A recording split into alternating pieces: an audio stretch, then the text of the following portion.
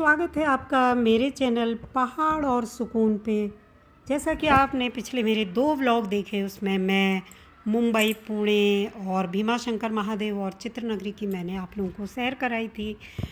तो उसी दौरान हम लोग को जो है पुणे भी किसी काम से जाना पड़ा और आज हम निकल पड़े हैं मुंबई से पुणे सड़क मार्ग द्वारा। बहुत ही सुंदर प्राकृतिक दृश्यों से भरपूर ये मार्ग है।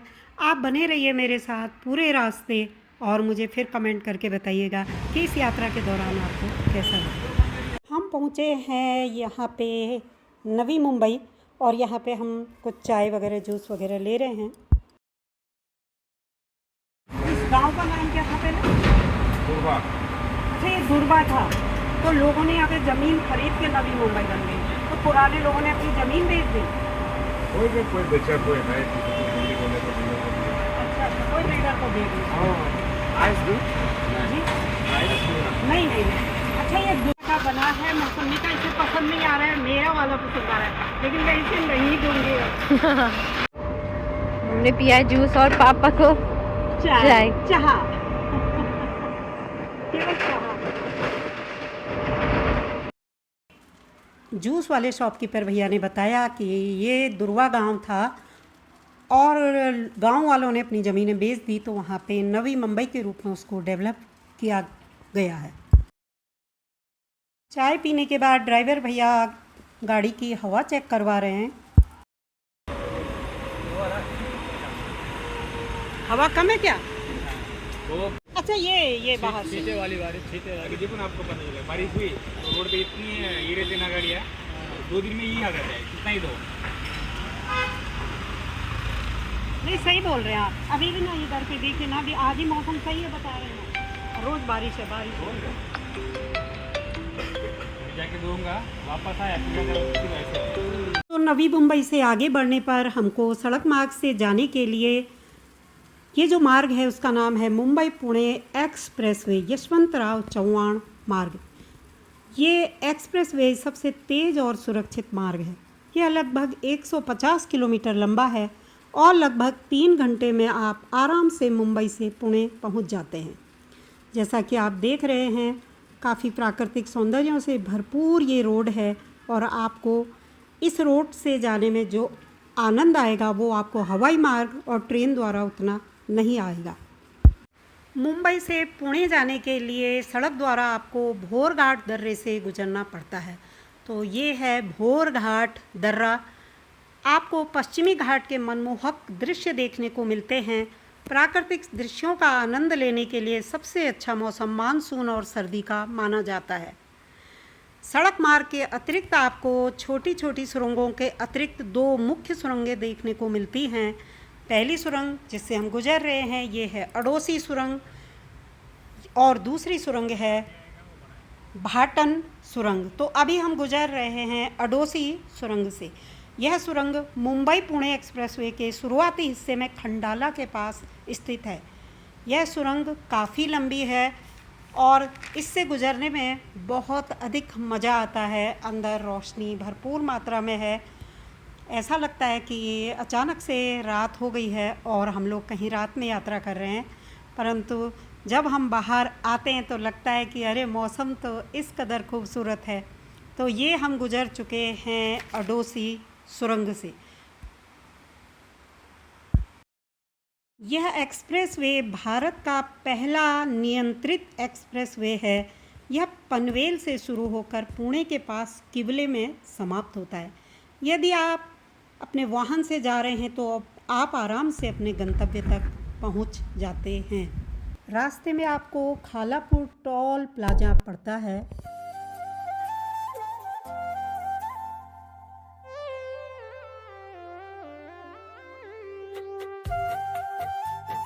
मुंबई से पुणे जाने के लिए ट्रेन व हवाई यात्रा तो है ही, लेकिन सड़क मार्ग सबसे तेज व सुरक्षित और आनंददायक सफ़र है। खासकर मानसून के दौरान खंडाला, लोनावाला घाट आपको रास्ते में मिल जाते हैं।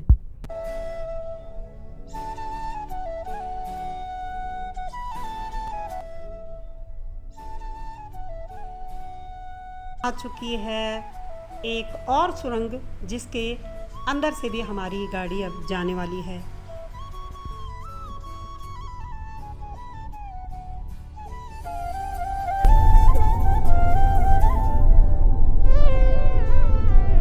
जिस सुरंग से अभी हम लोग गुजरे ये भी काफ़ी लंबी सुरंग है और मैंने इसमें स्पीड को थोड़ा तेज़ कर दिया था क्योंकि पहले ऑलरेडी मैं पहली सुरंग अड़ोसी सुरंग दिखा चुकी हूँ, तो उसी तरह से ये भाटन सुरंग भी है।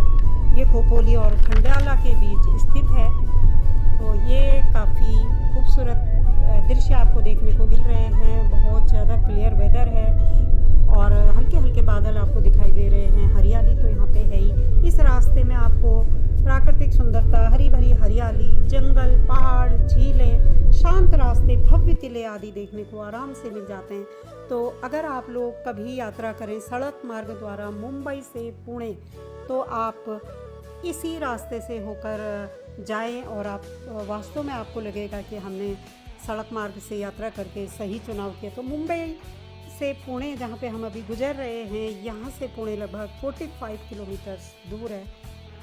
जगह पे कार को पार्क कर दिया गया है। यहाँ पे कुछ टी स्नैक्स वगैरह ले लेते हैं।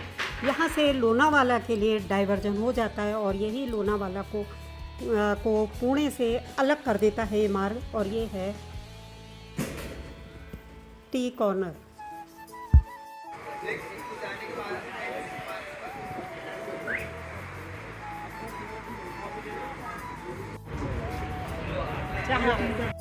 भुजिया है यार, क्या दी? इसको बोलते हैं करंजी यहाँ पे। ये गोल गोल वाली ले रही थी आप तो? हमने तो गोल वाला मांगा था। अब कोई नहीं। मम्मी क्या खा रही? करंजी बोलते हैं, जिसको हम बोलते हैं भुजिया। कैसा है? अच्छा है।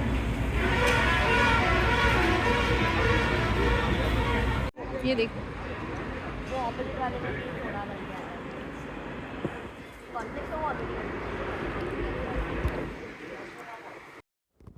फाइनली पहुंच चुके हैं पुणे और देख लेते हैं अब कोई होटल।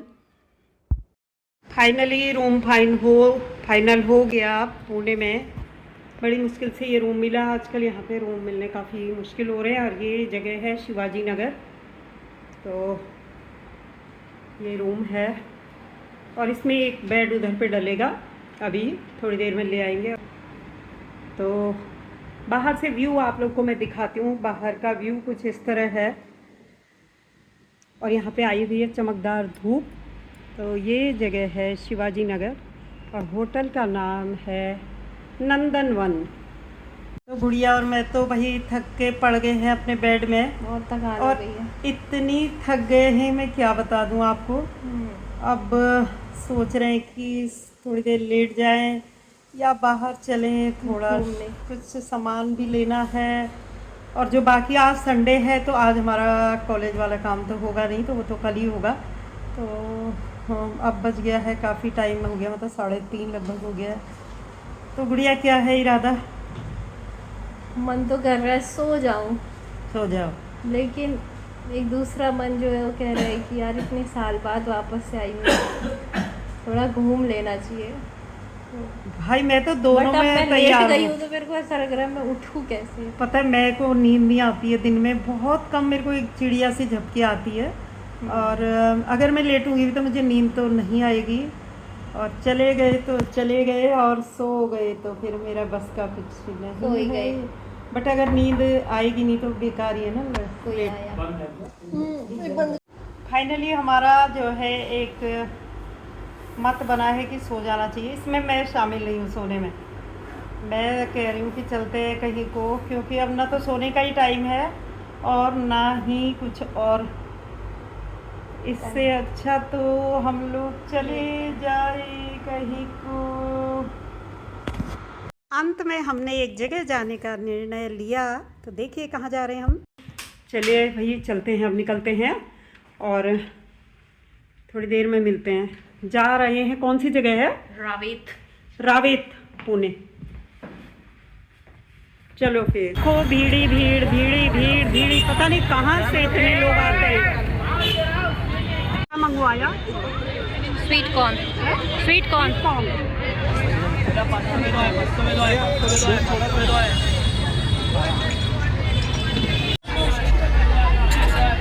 कैसे बने? बहुत टेस्टी।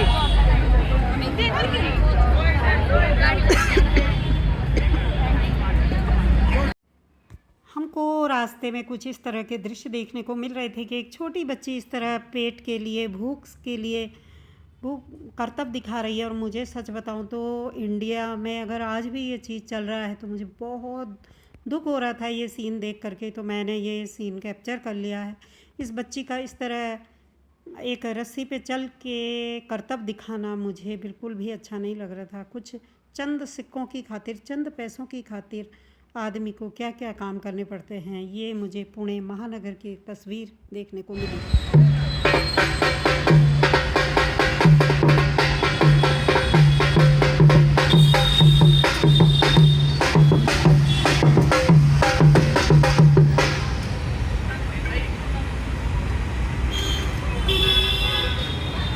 अच्छा, ये मांगने का तरीका है।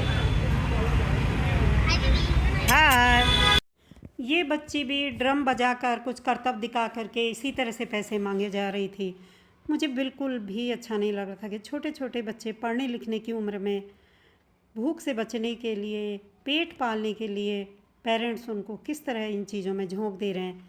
अगर भारत आगे बढ़ चुका है तो इस तस्वीर को देख करके मैं क्या कह सकती हूँ।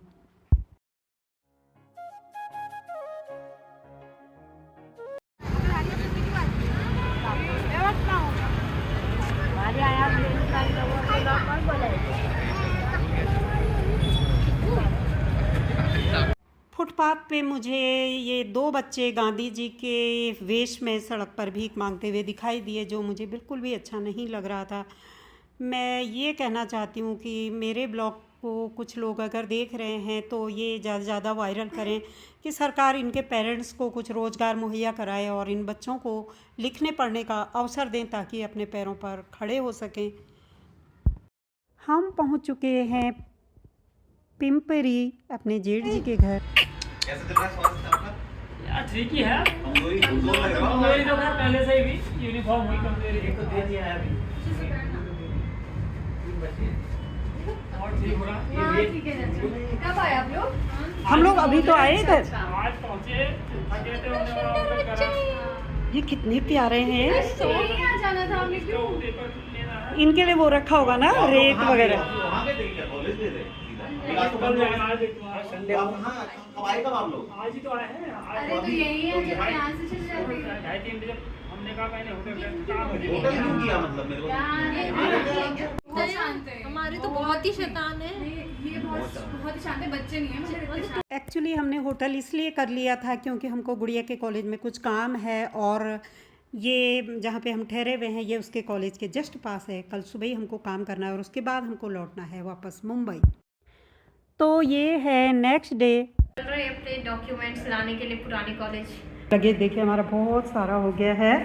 इतना सारा है कि हम इनको ढोते ढोते परेशान हो गए हैं।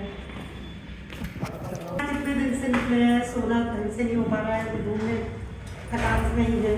डॉक्यूमेंट मिलने पे काफ़ी टाइम लग सकता है। हालांकि हमने उन्हें फ़ोन किया है इससे पहले कि हम लोगों को यहाँ से कुछ अच्छी तरह से खा के ही निकलना चाहिए। तो हम लोग आ गए एक रेस्तरा में और यहाँ पे हमने महाराष्ट्रियन जो उनकी थाली हैं वो 3 थाली ऑर्डर किए हैं। और वास्तव में ये खाना जो था ये लाजवाब था। और मुझे इन खाने में जितनी भी चीज़ें हैं इनके कुछ भी नाम नहीं मालूम थे। हालांकि मैंने बाद में उनसे पूछे पर मैं उनको भूल गई हूँ कि क्या क्या नाम थे। तो ज़्यादा दूर कॉलेज नहीं है और हम पहुँचने ही वाले हैं कॉलेज। और हमें यह है कि किसी भी तरह हमारा आज काम हो जाए।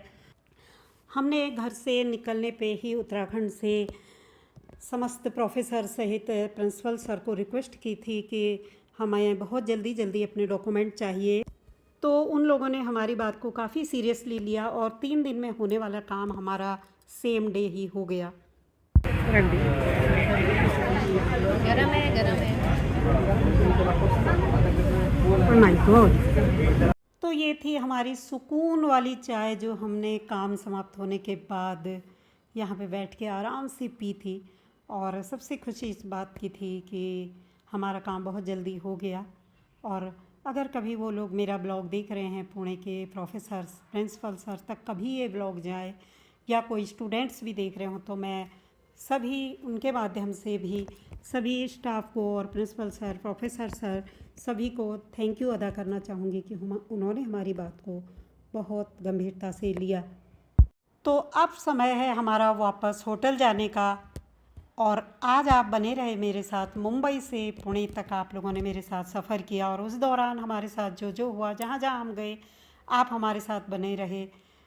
तो आपको इस दौरान हमारे साथ जुड़कर कैसा लगा, आप मुझे कमेंट करके ज़रूर बताइएगा। चैनल पे नए हों तो प्लीज़ सब्सक्राइब कीजिएगा, लाइक शेयर कमेंट ज़रूर कीजिएगा। बहुत जल्द मिलेंगे एक नए सफ़र पे, एक नए ब्लॉग के साथ। तब तक के लिए अपना ध्यान रखिए। Thanks for watching, thanks for your time.